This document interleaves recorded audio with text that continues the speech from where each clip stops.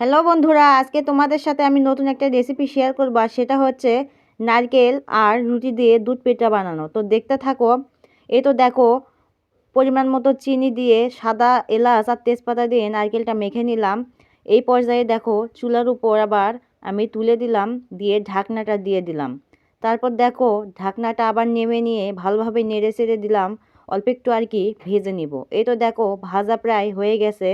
আর যেহেতু লাল লাল হয়ে গেছে, ভাজাও হয়ে গেছে, এই পর্যায়ে নেমে নিলাম।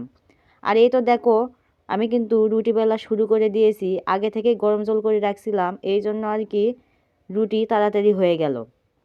এই তো দেখো, রুটি ভাজাও প্রায় হয়ে এসেছে। এই পর্যায়ে দেখো, রুটিগুলো আমার কিন্তু অনেক সুন্দর ফুলেওছে।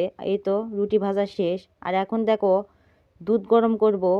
আর দুধ আগের থেকে গরম করা ছিল, সেই জন্য আর কি হালকা গরম করলেই হবে। এই তো সাদা এলাচ তেজপাতা দিয়ে দিলাম। এই পর্যায়ে পরিমাণ মতো চিনি দিয়ে দিলাম। যে যেমন মিষ্টি খাও সেই রকমই দিয়ে দিবা। এই তো দেখো, হয়ে গেছে প্রায়। আগের থেকে ভাজা নারকেলগুলো এখন এর সাথে মিক্স করে দিব। এরপরে দেখো, রুটিগুলো যখন ভেজেছিলাম, এই তো এভাবে ছিঁড়ে রাখছিলাম, তো রুটিগুলোও এখন আর কি দিয়ে দিব, দিয়ে ভালোভাবে মিশে নিব।